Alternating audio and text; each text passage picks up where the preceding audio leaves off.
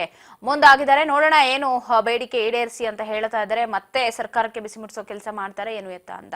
ಇನ್ನು ಬೆಳಗಾವಿಯಲ್ಲಿ ಚಳಿಗಾಲದ ಅಧಿವೇಶನ ನಡೀತಾ ಇದೆ. ಬಟ್ ಅಧಿವೇಶನದಲ್ಲಿ ಗದ್ದಲ ಕೋಲಾಹಲನೆ ಸದಸ್ಯರಿಂದ ಹೆಚ್ಚಾಗಿದೆ. ಸೊ ಇದನ್ನ ನಾವು ಹೇಳ್ತಾ ಇಲ್ಲ, ಬೇಸರಗೊಂಡು ಸಭಾಪತಿ ಅವರು ಈ ಒಂದು ಹೇಳಿಕೆಯನ್ನ ಕೊಟ್ಟಿದ್ದಾರೆ.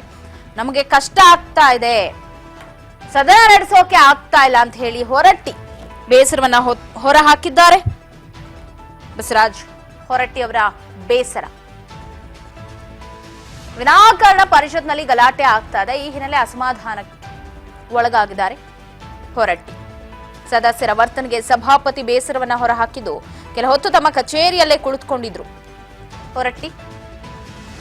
ನನಗೂ ಸಾಕಾಗೋಗಿದೆ ಅನ್ನೋ ತರ ಇತ್ತು. ಒಂದೊಂದೇ ಪ್ರಶ್ನೆಗೆ ಎಲ್ಲರೂ ಎದ್ದು ಗಲಾಟೆ ಮಾಡ್ತಾರೆ. ಪ್ರಶ್ನೆ ಕೇಳೋರ್ಗೂ ಬಿಡಲ್ಲ, ಆನ್ಸರ್ ಮಾಡಕ್ಕೂ ಬಿಡಲ್ಲ. ಈ ಸದಸ್ಯರ ವರ್ತನೆಗೆ ಸಾಕು ಬೇಕಾಗೋಗಿದೆ ಅಂತ ಹೇಳಿ ಮಾಧ್ಯಮಗಳ ಮುಂದೆ ಬೇಸರವನ್ನ ತೋಡ್ಕೊಂಡಿದ್ದಾರೆ ಬಸವರಾಜ್ ಹೊರಟ್ಟಿ. 45 ವರ್ಷ ಕಾಲ ಸದನ ಸರಿಯಾಗಿ ನಡಿಬೇಕು ಅನ್ನೋಂಥ ಉದ್ದೇಶ ನನ್ನದು. ಪ್ರಶ್ನೋತ್ತರ ವೇಳೆ ಅಂದ್ರೆ 1 ಅವರ್ ಪ್ರಶ್ನೋತ್ತರ ಇದ್ದಿದೆ. ಹೆಚ್ಚು ಕಡಿಮೆ ಆಗೋದು ನಾನು 15 ನಿಮಿಷ ಜಾಸ್ತಿ ಕೊಟ್ಟಿರ್ತೀನಿ, 75 ನಿಮಿಷ ಕೊಟ್ಟಿರ್ತೀನಿ. ಒಂದೊಂದು ಪ್ರಶ್ನೆಗೆ ಎಲ್ಲರೂ ಎದ್ದು ಗಲಾಟೆ ಮಾಡಿ ನಿನ್ನೆ ಒಂದು ಪ್ರಶ್ನೆಗೆ 22 ನಿಮಿಷ, ಇನ್ನೊಂದು ಪ್ರಶ್ನೆಗೆ 10 ನಿಮಿಷ, ಮತ್ತೊಂದು ಪ್ರಶ್ನೆ 43 ನಿಮಿಷಕ್ಕೆ ಕೇವಲ 3 ಪ್ರಶ್ನೆಗಳು ಆಗ್ಯಾವ. ಹಿಂಗಾದಾಗ ನಾವು ಬೆಲ್ ಹೊಡೆದ್ರು ಕೇಳೋದಿಲ್ಲ, ನಮ್ಗೆ ಕೇಳಂಗಿಲ್ಲ, ಎದ್ದೆದ್ದು ಮಾತಾಡ್ತಾರೆ, ಮತ್ತೆಲ್ಲ ಅವರೇ ಮಾತಾಡ್ತಾರೆ, ಗಲಾಟೆ ಆಗ್ತಾರೆ. ಹಿಂಗಾಗೋದ್ರಿಂದ ಸದನವನ್ನು ನಡೆಸೋದು ಭಾಳ ಕಷ್ಟದ ಕೆಲಸ ಆಗುತ್ತೆ. ಮತ್ತು ನಮಗೂ ಅಲ್ಲಿ ಮೇಲೆ ಕೂತ್ಕೊಂಡಾಗ ಪೇಷನ್ಸ್ ಅನ್ನೋದು ಇರ್ತಿದೆ. ಅದು ಬಿಯಾಂಡ್ ಕಂಟ್ರೋಲ್ ಹೋದ್ರೆ ಮತ್ತು ನಾವು ಏನಾಗ್ತೀವೋ ಗೊತ್ತಿಲ್ಲ. ಅದಕ್ಕೆ ನಿನ್ನೆ ಆ ಥರ ಆಯಿತು. ನಾನು ಭಾಳ ಥರ ಹೇಳ್ತೀನಿ, ಎಲ್ಲ ಸದಸ್ಯರಿಗೆ ಟ್ರೈನಿಂಗು ಕೊಡಿಸಿ ನಾನು.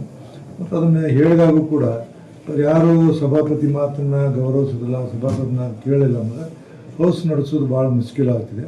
ಆ ಹಿನ್ನೆಲೆಯಲ್ಲಿ ನೀನು ನನಗೆ 3 ಪ್ರಶ್ನೆಗಳಿಗೆ 43 ನಿಮಿಷ ಆಯಿತು. ಉಳಿದ ಪ್ರಶ್ನೆಗಳಿದ್ದ ನಾನು ನಿನ್ನೆ ಅದು ಕೆಲವು ಸಮಯ ಆದ ನಂತರ ಉಳಿದವ್ರು ನಾನು ಪ್ರಶ್ನೋತ್ತರ ಅವಧಿ ಮುಕ್ತಾಯ ಆಗ್ತೀನಿ. ಅವಾಗ ನಿನ್ನೆಲ್ಲರೂ ಗಲಾಟೆ ಮಾಡಿದ್ರು, ಎದ್ರು.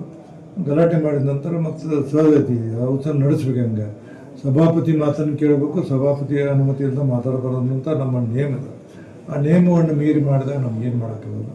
ಅದಕ್ಕೆ ನಾನು ವಿನಂತಿ ಮಾಡಿಕೊಂಡೆ, 1 ಸಲ 10 ಸಲ ವಿನಂತಿ ಮಾಡ್ಕೊಂಡು, ಇದು ಹಿರಿಯರ ಮನೆ, ಚಿಂತಕರ ಚಾಡ್ ಅಂತಾರೆ, ನಮ್ಮನ್ನು ನೋಡ್ತಿರ್ತಾರೆ, ಉತ್ತರ ಕನ್ನಡ ಸಮಸ್ಯೆಗಳಿದಾವೆ, ಇವನ್ನೆಲ್ಲ ಮಾಡಬೇಕು ಅನ್ನೋದಕ್ಕೆ ನಿಮ್ಗೆಲ್ಲರೂ ಸಹಕಾರ ಬೇಕು ಅಂತ ಹೇಳಿ ಸಹಕಾರ ಸಿಗಲಿಲ್ಲ. ಸಹಜವಾಗಿ ಬೇಸರದಕ್ಕೆ ನಾನು ನಿನ್ನೆ ಸದನದ ನಿರ್ಗಮನ ಮಾಡುವಂಥ ಕೆಲಸವನ್ನು ಮಾಡ್ತೀನಿ ಆಗಿತ್ತು.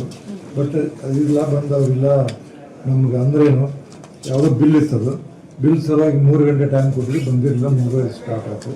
ಅವಾಗ ಹೇಳಿದ್ರು ಅದೇನು ದೊಡ್ಡ ವಿಷಯ ಅಲ್ಲ, ಅವ್ರನ್ನ ತಿಳ್ಕೊಂಡು. ಬಟ್ ಇದು ಸುದೀರ್ಘವಾದ ಸಮಯದಲ್ಲಿ ನಿನ್ನೆ ನನಗೇನಂದ್ರೆ ಬೇಸರ ಏನಂದ್ರೆ, ಯಾರ ಪ್ರಶ್ನೆಯನ್ನು ಕೇಳ್ತಾರೋ ಆ ಪ್ರಶ್ನೆ ಕೇಳಿದಂಥವ್ರು ಅವರು ಒಂದು ಸಬ್ ಕ್ವಶನ್ ಕೇಳಕ್ಕೆ ಒಂದು ಇಟ್ಟಿದ್ರು, ಒಂದೇನು ಸಬ್ ಕ್ವಶನ್ ಕೇಳಕ್ಕೆ ಒಂದು ಪ್ರೆಸಿಡೆಂಟ್.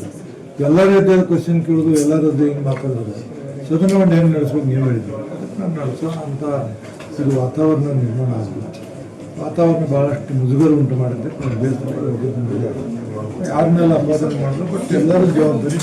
ಸದನವನ್ನು ನಡೆಸಬೇಕಾದ್ರೆ ಕೇವಲ ಸಭಾಪತಿ ಅಥವಾ ಸಭಾನಾಯಕರು ಅಂತವರಲ್ಲ, ಎಲ್ಲರ ಜವಾಬ್ದಾರಿ, ಎಲ್ಲರೂ ನಡೆಸಬೇಕು ಮನೆಯನ್ನು ಮತ್ತೊಂದು ಸಾರಿ ಮಾಡಿದ್ವಿ. ಸದನದಲ್ಲಿ ಹೇಳೋದ್ರಿಂದ ರೆಕಾರ್ಡಿಗೆ ಹೋಗ್ತಾರೆ, ಆಗಬಾರ್ದು ಅನ್ನೋದಕ್ಕೆ ನಾನೇ ಪೊಲೈಟಾಗಿ ಉಪಾಧ್ಯಕ್ಷನ ತಂದ್ರೆ ಸದನ ನಡೆಸ್ತಕ್ಕಂಥ ನಾನು ಹುಡುಗ ಮಾತಾಡಿನೂ ಸುಮಾರು 300 ಅದಕ್ಕೆ ನಾ ಹೇಳಿ ಸದನದಲ್ಲಿ ಹೋದಾಗ ಹೇಳ್ತೀನಿ, ನಾನು ಯಾರ ಅಧಿಕಾರಿಗಳು ಯಾವ ಇಲಾಖೆ ಹೇಳಬೇಕಂತೀನಿ ಅವ್ರ ಹೆಸರನ್ನು ನಾನು ಇವತ್ತು ಸದನದಲ್ಲಿ ಪ್ರಸ್ತಾವ ಮಾಡ್ತೀನಿ. ಅದೇನು ಬರ್ತಾರೆ ಸಭಾಕ್ಕೆ ಹೋಗಿ ಮಧ್ಯಾಹ್ನ. ಪರ್ಟಿಕ್ಯುಲರ್ ಬೆಳಗಾವಿ ಅಂತ ಅಲ್ಲ, ಎಲ್ಲೇ ಬೆಂಗಳೂರಲ್ಲಿ ಬೆಳಗಾವಿ ನಮ್ಮ ಸದನ ವಿಧಾನ ಪರಿಷತ್ತು ಭಾಳ ಉತ್ತಮವಾದಂಥದ್ದು ನಡಿಬೇಕು. ನಾವು ಮಾದರಿಯಾಗಿರೋದರಿಂದ ಎಲ್ಲರೂ ನಮ್ಮ ನೋಡ್ತಿರ್ತಾರೆ. ಆ ನಮ್ಮದು ವಿಧಾನ ಪರಿಷತ್ ಏನಿದೆಯಲ್ಲ, ಚಿಂತಕರ ಚಾವಡಿಯಿಂದ ಚಿಂತಕರ ಚಾವಡಿಯಾಗೇ ಇರಬೇಕು. ಅದಕ್ಕೆ ಎಲ್ಲರೂ ಸಹಕಾರ ಇರಬೇಕು. ಮತ್ತೊಮ್ಮೆ ತಮ್ಮ ಮೂಲಕ ಮಾನ್ಯ ಸದಸ್ಯರಿಗೆ ಸರ್ಕಾರಕ್ಕೆ ವಿನಂತಿ ಮಾಡ್ಕೊಂಡು ಸರಿಯಾದ ರೀತಿಯಿಂದ ಮುಂದಾದರೂ ನಡೆಸೋಣ ಅಂತ ಮನವಿಯನ್ನು ನಾವು ಮಾಡ್ತೀವಿ. ಸರ್, ಒಂದು ಸಣ್ಣ ಕ್ವಶ್ಚನ್. ನಮ್ಮದು ಏನಂದ್ರೆ, ಸರ್ಕಾರ ತೀರ್ಮಾನ ಮಾಡ್ತೈತಿ, ಸದನ ನಡೆಸೋದಷ್ಟು ನಮ್ಮ ಜವಾಬ್ದಾರಿ. ಇವತ್ತು ನೀವು 9ನೇ ತಾರೀಕಿನ 20ನೇ ತಾರೀಕಿನ ನಡೆಸಲ್ಪ ಅಂದ್ರೆ 20 ತಾರೀಕು, ಇಲ್ಲ 8 ಮಟ್ಟ ನಡೆಸ್ತೀವಿ. ಸರ್ಕಾರ ನಡೆಸೋದು, ವಿಧಾನ ಮಂಡಲವನ್ನು ನಡೆಸೋದು ಸರ್ಕಾರ ಜವಾಬ್ದಾರಿ. ಅದು ಡೇಟ್ ಫಿಕ್ಸ್ ಮಾಡೋದು, ನಡೆಸೋದು ನಮ್ಮ ಜವಾಬ್ದಾರಿ. ನಾವೇನು ಸರ್ಕಾರ ನಿರ್ಣಯ ತಗೋದು ಆ ಸರ್ಕಾರ ನಿರ್ಣಯದಂತ ಸದನವನ್ನು ನಡೆಸೋ ಜವಾಬ್ದಾರಿ ನಾವು ನಡೆಸ್ತೀವಿ. ಮಾತಾಡಿ ಕದರ್ ಅವರು ಬೆಳಿಗ್ಗೆ ಇನ್ನೊಂದು ಆಡಳಿತಾತ್ಮಕ ವಿಚಾರ ರೇಸ್ ಮಾಡಿದ್ರು, ಅದೇನೂ ಇಲ್ಲ ನಮಗೆ ಅವ್ರಿಗೆ ಇದು ಬರೋ ಪ್ರಶ್ನೆ ಇಲ್ಲ. ಯಾಕಂದ್ರೆ ಅವ್ರ ಅಸೆಂಬ್ಲಿನ ಕೌನ್ಸಿಲ್ ಯಾವ್ದಾರ ಜಾಯಿಂಟ್ ಇದ್ರೆ ಸಮಸ್ಯೆ ಇದ್ದಾಗ ಇಬ್ರು ಕೂಡ ಮಾತಾಡ್ತೀವಿ. ಮತ್ತು ಯಾವುದೇ ರೀತಿಯಿಂದ ನನಗೆ ಸ್ಪೀಕರ್ಗೆ ಭಿನ್ನಾಭಿಪ್ರಾಯ ಇಲ್ಲ. ಇವತ್ತು ಬೆಳಿಗ್ಗೆ ಮಾತಾಡಿನಿ ಮತ್ತು ಅವರ ಇದರಲ್ಲಿ ನನಗೆ ಎಲ್ಲ ಅವರ ತಂದೆಯವ್ರ ಕಾಲಕ್ಕೆ ಬಂದಿ ನಾನು. ಮತ್ತು ಅವರು ಚೆನ್ನಾಗಿ ಕೆಲಸ ಮಾಡ್ತಿರ್ತಾರೆ. ಅವ್ರಿಗೆ ನನಗೆ ಯಾವುದೇ ರೀತಿ ಭಿನ್ನಾಭಿಪ್ರಾಯ ಮತ್ತು ನಾವು ಸ್ನೇಹಿತರ ಥರ ನಾವು ಅದೇನೋ ತಪ್ಪು ಕಲ್ಪನೆ ಆಗಿ ಏನೋ ಬಂದಿತ್ತು. ಬಟ್ ನನಗೆ ಅವ್ರಿಗೆ ಯಾವಾಗೂ ಕಾಂಟ್ರಾಕ್ಟ್ ಬಂದಿಲ್ಲ, ಬರುವುದಿಲ್ಲ. 45 ವರ್ಷ ಕಾಲ ಸದನ ಸರಿಯಾಗಿ ನಡಿಬೇಕು ಅನ್ನುವಂಥ ಉದ್ದೇಶ ನನ್ನದು. ಪ್ರಶ್ನೋತ್ತರ ವೇಳೆ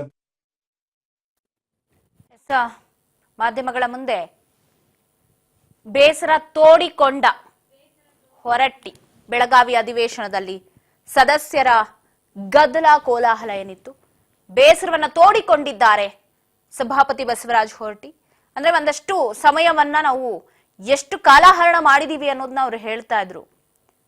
ಒಂದು 3 ಕ್ವೆಶ್ಚನ್ಗೆ, ಒಂದು ಕ್ವೆಶ್ಚನ್ 40 ನಿಮಿಷ 20 ನಿಮಿಷ ಈ ತರ ಮಾಡಿದ್ರೆ ನಾವು ಅಧಿವೇಶನ ನಡೆಸೋದಾದ್ರೂ ಯಾಕೆ ಇಲ್ಲಿ ಕಾಲಹರಣ ಆಗ್ತಾ ಇದೆ ಅನ್ನೋ ಥರದಲ್ಲಿ ಬಸವರಾಜ ಹೊರಟ್ಟಿ ಅವರು ಮಾಧ್ಯಮದ ಮುಂದೆ ಬೇಸರವನ್ನ ಹೊರಹಾಕಿದ್ರು ಪರಿಷತ್ ಸದಸ್ಯರ ವರ್ತನೆಗೆ.